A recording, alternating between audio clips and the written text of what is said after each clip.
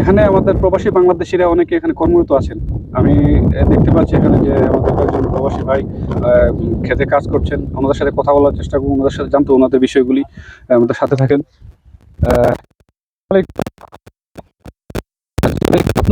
এখানে জি ভাই, আমরা কৃষিক্ষেত্রে ঘাস বাঁচতেছি। আচ্ছা, আর কৃষি অবস্থা খুবই ভালো। কি এগুলি কি মানে কি গাছ এগুলো এগুলি? ভাই এগুলি কি মানে ইয়ে যে পাচলি।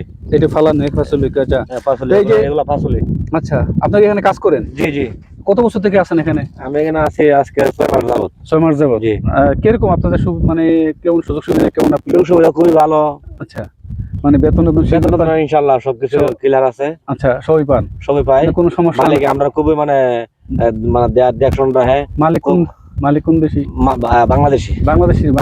বাংলাদেশি আরসি কুয়েতের আন্ডারে, বাংলাদেশ আন্ডারে কাজ করতেছি। বাংলাদেশি উনি আমরা মানে কাউন্ট টাউন সবকিছু একটু চালাইতে আছে, বেতন বেতন সবকিছু একটু দিতেছে। আচ্ছা, উনি আমরা অসুখ টসুখ বলে উনি আমার পরামর্শ নিতেছে। আচ্ছা, আপনি আসছেন কুয়েতে কয় বছর? আমি আসছি আজকে 6 মাসেই আসছি। নতুন আসছি 6 মাস। নতুন আসছে। আপনার বিষয় কি ইয়েতে ছিল না অন্য কোথাও ছিল?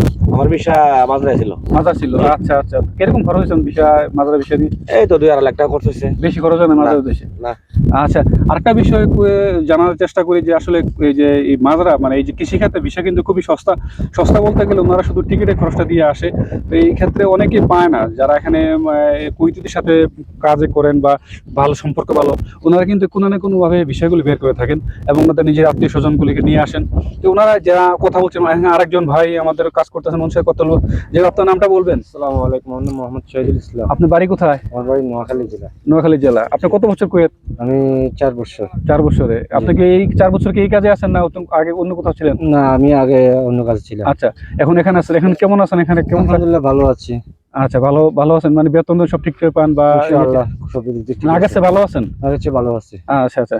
এই যে এই কাজ আগে কি দেশে কৃষি কাজ করেছিলেন দেশে আগে? আগে দেশে কৃষি কাজ একটু কম করছিলাম, এখন আসি মোটামুটি এখানে মানে এখানেই শিখছেন? এখানেই শিখছি। আচ্ছা আচ্ছা। তা আসলে আমাদের দেশ বাংলাদেশ কৃষি কৃষি কৃষি যে দেশ হলো আপনাদের, আমাদের দেশ তো বাংলাদেশে সকল কৃষি পণ্য উৎপাদিত হয়, মানে কৃষি দেশে বলা যায় এক প্রকার। কিন্তু অনেক বাংলাদেশি যারা এখানে আছেন তারা মানে শুধু কৃষি না, বিভিন্ন ধরনের ব্যবসায় জড়িত আছেন, বিভিন্ন রেস্টুরেন্টে কাজ করছেন, বিভিন্ন অফিস আদালতে কাজ করছেন। এখানে কিন্তু ম্যাক্সিমাম বাংলাদেশি কিন্তু এখানে এসে শিখেছেন। যেমন আমি একজন ভাইয়ের সাথে কথা বললাম, প্রবাসী বাংলাদেশি।